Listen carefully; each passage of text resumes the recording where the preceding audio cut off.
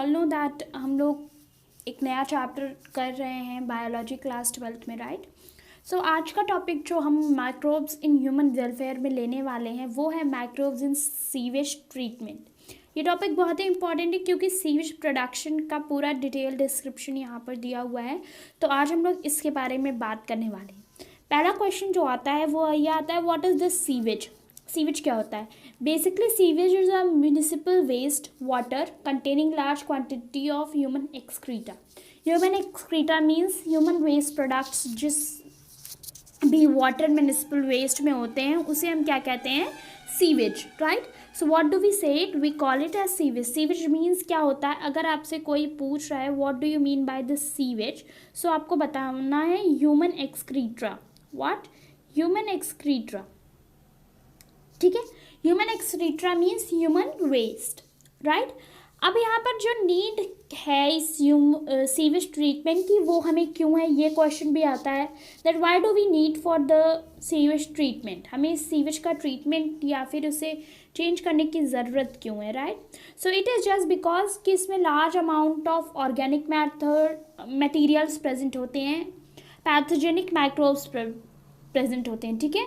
तो किसी भी नेचुरल बॉडी में इसे रिलीज़ करने से पहले हमें इसकी पोल्यूशन जो होता है, पोल्यूशन परसेंटेज इस सीवेज में उसे कम करना होता है, क्योंकि अगर ये सीवेज डायरेक्टली किसी नेचुरल बॉडी में जाता है, नेचुरल वाटर बॉडी में जाता है, तो वो क्या करेगा? हार्म करेगा, ना कि सिर्फ नेचुरल वाटर बॉडी में ही बल्कि सॉयल, एयर, कोई भी फोर्स हो वो हमारी क्या होगी? इफेक्ट होगी इस सीवेज के रिलीज़ होने पर, राइट। तो हम इसलिए सीवेज ट्रीटमेंट करते हैं क्योंकि जिससे हम उसके अंदर जो भी ऑर्गेनिक मैटर्स हैं, पैथोजेनिक माइक्रोब्स हैं, उनको कम कर सकें, so that the pure form of natural water bodies या फिर नेचुरल बॉडी इफेक्ट ना हो, राइट।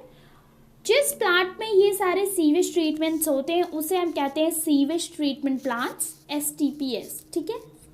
सीवेज ट्रीटमेंट प्लांट्स होते हैं जिन्हें हम शॉर्ट फॉर्म में STPs भी कहते हैं। यहाँ पर कुछ इंपॉर्टेंट चीज़ें भी मेंशन हुई हैं जो आपको याद रखनी है, आप याद रख सकते हो। Ganga action plan and Yamuna action plan have been initiated by ministry of environment and forest under which large number of STPs will be built for sewage treatment before discharge into the rivers to reduce problems और pollutions। तो यहाँ पर दो चीज़ें बताई गई, एक जो नाम बताया गया है वो है गंगा एक्शन प्लान का और दूसरा बताया गया है यमुना एक्शन प्लान, ठीक है। Ganga and Yamuna action plan के बारे में बताया गया है जिन्हें ये प्लान्स शुरू किए गए हैं in just to develop large number of STPs mean sewage treatment plants. Sewage treatment plants की डेवलपमेंट के लिए ये क्या है, इनका एक्शंस या आप बोल सकते हो ये ऐसे एक्शन प्लान्स हैं जिनके अंडर में बहुत लार्ज नंबर ऑफ STPs को डेवलप किया जाना है, ठीक है। अब सीवेज ट्रीटमेंट में दो स्टेजेस होती हैं जिसमें सीवेज को ट्रीट किया जाता है, ठीक। अब हमें वो दोनों स्टेजेस पढ़नी है। अभी तक आई होप कि मैंने जितने पॉइंट्स ये बताए हैं वो सबको क्लियर हो गया होगा अपने माइंड में। Now coming to another two stages. Another two, first one is usually जैसे हम डिफाइन करते हैं किसी चीज़ को, प्राइमरी ट्रीटमेंट या फिर फिजिकल ट्रीटमेंट भी इसे हम बोल सकते हैं, और दूसरा है सेकेंडरी ट्रीटमेंट और बायोलॉजिकल ट्रीटमेंट, ठीक है। सेकेंडरी एंड बायोलॉजिकल ट्रीटमेंट हम बोल सकते हैं। अब फिजिकल ट्रीटमेंट यानी प्राइमरी ट्रीटमेंट में क्या होता है? Physical removal of large and small particles of sewage. तो इसको फिजिकली क्या होता है कि लार्ज और स्मॉल पार्टिकल्स जो होते हैं सीवेज में उनको रिमूव किया जाता है। तो ऐसे ट्रीटमेंट को हम क्या कहते हैं? सीवेज ट्रीटमेंट, जिसको हम कहते हैं फिजिकल सीवेज ट्रीटमेंट, ठीक। अब यहाँ पर आता है कि floating debris is removed by sequential filtration by passing through the wire mesh screens.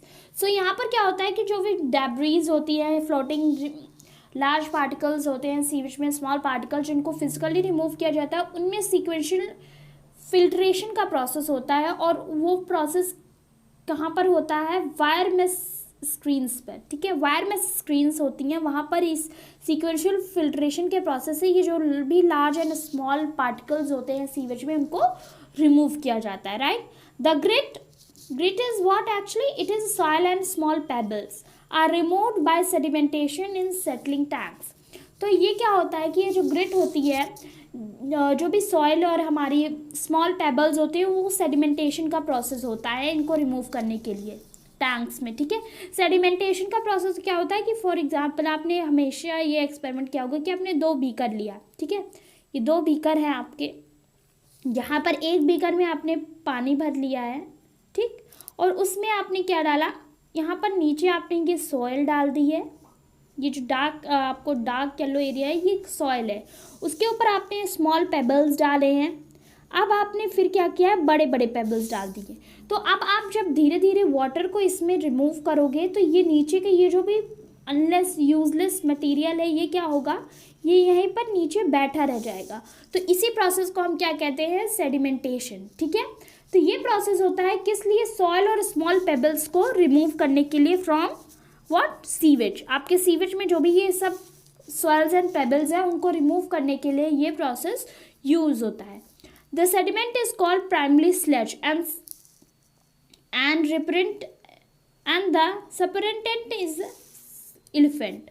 तो यहाँ पर क्या है कि ये जो भी स्लज बचेगा हमारा, ये सेडिमेंटेशन के बाद जो भी मटेरियल बचेगा उसे हम प्राइमरी स्लज कहते हैं, ठीक है।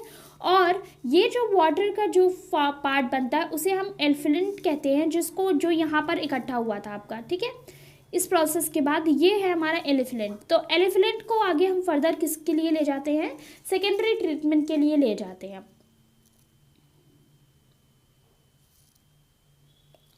अब यहाँ पे secondary treatment as you see, तो जो हमने एफ्लुएंट लिया था वो उसको लार्ज एरिएशन टैंक्स में डाल दिया जाता है, ठीक है, जिसमें mechanical agitation and water supply, air supply continuous होती रहती है। और इस प्रोसेस में जो एरोबिक माइक्रोब्स होते हैं, एरोबिक माइक्रोब्स कौन से होते हैं, सबने एरोबिक रेस्पिरेशन के बारे में तो पढ़ा ही होगा, मीन्स CO2 की प्रेजेंस में डेवलप होने वाले मॉलिक्यूल्स, माइक्रोब्स। तो ऐसे माइक्रोब्स जो कि एरोबिक माइक्रोब्स होते हैं वो जल्दी से वहाँ पर ग्रो करते हैं और फ्लॉक्स बनाते हैं, ठीक है। फ्लॉक्स क्या होता है, flocs is basically a group of bacteria आप बोल सकते हो, या फिर मास ऑफ बैक्टीरिया बोल सकते हो, जो कि किससे एसोसिएट है, फंगल फिलामेंट से एसोसिएट है, जैसे कि मेस लाइक स्ट्रक्चर्स बनाती है। फंगल फिलामेंट जो फंगस होती है, ब्रेड माउल्ड आपने देखा है इस तरीके से होती है, राइट, और उसमें नीचे बहुत सारी रूट्स होती है। तो ये क्या है, फंगल फिलामेंट्स है, ठीक। तो ये मेस लाइक स्ट्रक्चर बनाती है जब इकट्ठा हो जाती है। तो फ्लॉकस वही होते हैं कि ये जो मास ऑफ बैक्टीरियाज होते हैं उनको हम एक साथ क्या कहते हैं, फ्लॉकस, ठीक है। अब यहाँ पर दूसरा एक पॉइंट बहुत इंपॉर्टेंट दिया हुआ है, वो आपको समझना है सेकेंडरी ट्रीटमेंट में। वो ये दिया है कि growing microbe consume organic matter and thus reduce the biochemical oxygen demand. अब ये बायोकेमिकल ऑक्सीजन डिमांड यानी कि जो भी माइक्रोब्स होते हैं वो क्या करेंगे, एज यू नो कि वो एरोबिक माइक्रोब्स हैं। कैसे माइक्रोब्स हैं, दे आर एरोबिक माइक्रोब्स। तो एरोबिक माइक्रोब्स हैं तो वो ऑब्वियसली CO2 का कंज्यूमेशन ज़्यादा करेंगे, और CO2 is what, your organic matter, organic matter है। तो इसलिए ऑर्गेनिक मैटर CO2 के कंज्यूमेशन की वजह से यहाँ पर क्या होता है, बायोकेमिकल ऑक्सीजन डिमांड कम हो जाती है, ठीक है। तो बायो ऑक्सीजन केमिकल डिमांड जो भी है, अभी हम आगे मैं पूरा आपको डिफाइन करूँगी कि बायो ऑक्सीजन डिमांड क्या होती है, बायोकेमिकल ऑक्सीजन डिमांड, ठीक है। अभी आप जनरल समझो कि ये CO2 के कंजम्पशन से रिलेटेड टर्मिनोलॉजीज है जो कि हमारे माइक्रोब्स यूज़ करते हैं फॉर दियर डेवलपमेंट, क्योंकि हमने कौन से माइक्रोब्स यहाँ पे कंसिडर किए हैं, एरोबिक माइक्रोब्स, ठीक है।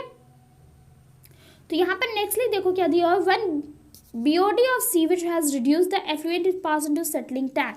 जब ये माइक्रोब्स ग्रो हो जाते हैं अपने लेवल तक तो क्या होती है, BOD कम हो जाती है। तो जब BOD कम हो जाती है तो ये हमारा मान लिया जाता है कि माइक्रोब्स अपने एक्सट्रीम लेवल तक बढ़ चुके हैं। फिर उनको क्या किया जाता है, जो भी ये मटेरियल वहाँ पर सीवेज का बचा होता है जिसको हम एफ्लुएंट कहते हैं, तो एफ्लुएंट क्या करते हैं, हम सेटलिंग टैंक में डाल देते हैं। सेटलिंग टैंक में क्या होता है कि बैक्टीरियल फ्लॉकस जो होता है वो बैठा होता है, और इस सेडिमेंट को हम कहते हैं एक्टिवेटेड स्लज, ठीक है। मतलब कि ये जो सेटलिंग टैंक है यहाँ पर क्या क्या चीज़ें प्रेजेंट है, इसको याद रखना। यहाँ पे सेटलिंग टैंक में आपकी एफ्लुएंट प्रेजेंट है, ठीक है, प्लस आपका क्या प्रेजेंट है, जो भी अभी आपने फ्लॉकस डेवलप करवाया है यानी कि बैक्टीरिया, ठीक है, मास ऑफ बैक्टीरिया, ये यहाँ पर हमारा सेटलिंग टैंक में प्रेजेंट है। तो इस सब को एक साथ हम क्या कहते हैं, एक्टिवेटेड स्लज। क्या कहते हैं, एक्टिवेटेड स्लज, ठीक। एक्टिवेटेड स्लज में क्या क्या है, एफ्लुएंट है, फ्लक्सस है एंड क्या है, bacteria. Flux means mass of bacteria, ठीक है। यहाँ पे नेक्स्ट पॉइंट जो दिया हुआ है उसको देखते हैं। The smart part of sludge is used as an in column in an aeration tank and the remaining part is passed into large tanks called anaerobic sludge digesters। तो यहाँ पे क्या है कि इसमें जो स्मॉल पार्ट है इस एक्टिवेटेड स्लज का, उसको एक छोटा सा पार्ट निकाल लेते हैं जिसको हम इन कॉलम बोलते हैं। जैसे हमने हाउस होल्ड प्रोडक्ट वाले वीडियो में पढ़ा था कर्ड में, तो जो थोड़ा सा अमाउंट कर्ड हमने डाला था उसको हम क्या कहते थे, inoculum. Inoculum is what actually your starter, ठीक है। तो इसमें से थोड़ा सा एनुकुलम निकाल लेते हैं और बाकी जो भी स्लज बचा होता है उसको लार्ज टैंक्स में ट्रांसफ़र कर देते हैं जिसको हम कहते हैं एनारोबिक स्लज डाइजेस्टर्स, ठीक है। अब इन डाइजेस्टर्स में होता है कि आपको हेट्रोट्रोपिक माइक्रोब्स मिलते हैं, ठीक है, जो एनारोबिकली डाइजेस्ट करते हैं बैक्टीरिया और फंगी को जो कि स्लज में प्रेजेंट है, ठीक है। तो यहाँ पे एनारोबिक स्लज डाइजेस्टर्स में हेट्रोट्रोफिक माइक्रोब्स होते हैं जो कि एनारोबिकली हमारे बैक्टीरियाज और फंगस को डाइजेस्ट करते हैं। Anaerobically means without use of CO2, ठीक है, विदाउट यूज ऑफ CO2। तो ऐसे प्रोसेस में अब हमने देख लिया कि ये हमारे एनारोबिक स्लज डाइजेस्टर्स में क्या होता है कि बैक्टीरियाज हमारी फंगस और बैक्टीरिया को माइक्रोब्स जो हैं वो डाइजेस्ट करते हैं, ठीक है। और जब वो डाइजेस्ट करते हैं तो बहुत सारी गैसेस इवॉल्व होती हैं जिनको हम कहते हैं methane, hydrogen sulphides and what, your CO2। ये इंपॉर्टेंट गैसेस हैं जो कि इवॉल्व होती हैं during the process of digestion of bacteria and fungus, okay, जिसको आगे हम बायोगैस वाले टॉपिक में पढ़ेंगे। यही गैसेस होती हैं जो कि बायोगैस में यूज़ होती हैं, जिन्हें बायोगैस प्लांट्स में प्रोड्यूस किया जाता है for the further use in cooking and using electricity, ठीक है। और अब जो भी हमारा सीवेज का पार्ट एफ्लुएंट बचा होता है तो उसे हम क्या करते हैं कि वाटर बॉडीज़ में रिलीज़ कर सकते हैं। अब ये हो गया है सेफ सीवेज। क्या है ये? अब ये सेफ सीवेज है जो कि हमारी वाटर बॉडीज़ को बिल्कुल भी हार्म नहीं करेगा। मतलब कि एक नॉर्मल सीवेज, एक जो नॉर्मल कंडीशन में सीवेज होता है उसको दो प्रोसेसेस से गुजरना होता है। पहला होता है primary treatment and second one is secondary treatment, ठीक है। अब यहाँ पर हमने जो एक वर्ड यूज़ किया था बायोलॉजिकल केमिकल डिमांड, उसके बारे में मैंने थोड़ा सा आपको यहाँ पे नोट्स दिए हुए हैं, उसको भी देख लेते हैं हम लोग इसी वीडियो में। तो बायोलॉजिकल ऑक्सीजन डिमांड क्या होती है? Basically amount of oxygen consumed if all organic matter in 1 litre of water is oxidised by bacteria. मतलब कि अगर 1 लीटर ऑफ H2O में जो भी ऑर्गेनिक मैटर है, ठीक है, ऑर्गेनिक मैटर है, अगर उसको बैक्टीरिया कंज्यूम करना चाहता है तो जितना अमाउंट ऑफ ऑक्सीजन लगेगा उसी को हम क्या कहते हैं? Biological oxygen demand. फिर से बायोलॉजिकल ऑक्सीजन डिमांड क्या होता है? बायोलॉजिकल ऑक्सीजन डिमांड बेसिकली होता है कि 1 लीटर ऑफ H2O में जितना भी ऑर्गेनिक मैटर है, अगर इस ऑर्गेनिक मैटर को बैक्टीरिया है वो ऑक्सीडाइज करना चाहता है तो जितना भी O2 का रिक्वायरमेंट होगा उसी को हम क्या कहते हैं? बायोलॉजिकल ऑक्सीजन डिमांड, ठीक है। यहाँ पर वही चीज़ भी दी हुई है। सेकेंड पॉइंट पे भी वो थोड़ा सा हमने मेजरेशन इसका बता दिया है। मेजरेशन हमेशा इसका सेम ही रहेगा with a use of CO2। High BOD indicates high polluting potential. Means अगर किसी वाटर बॉडी का BOD बहुत ही हाई है तो मीन्स वो क्या है? वाटर बॉडी बहुत ही पॉल्यूटेड है। क्यों पॉल्यूटेड है? मतलब कि उसमें बैक्टीरियाज ज़्यादा है। बैक्टीरियाज अगर ज़्यादा हैं तो मतलब कि वो ज़्यादा ऑक्सीजन यूज़ कर रहे हैं फॉर दिस ऑर्गेनिक चेंज। तो ऑर्गेनिक मैटर को चेंज करने के लिए वो ज़्यादा से ज़्यादा यूज़ कर रहे हैं ऑक्सीजन, जो कि ये इंडिकेट करता है कि हमारा वाटर बॉडी जो है वो बहुत ही पॉल्यूटेड है। तो आई विश कि आपको सीवेज ट्रीटमेंट का बहुत ही अच्छा टॉपिक क्लियर हो गया होगा। ये 4 टॉपिक है। नेक्स्ट वीडियो में हम लोग कुछ और भी बातें करने वाले हैं टॉपिक्स की फर्दर, जो कि बहुत ही इंटरेस्टिंग होने वाले हैं आप सबके लिए। So don't forget to like, share and subscribe to the channel and press the bell icon also to not miss any kind of notification and update from the channel, right?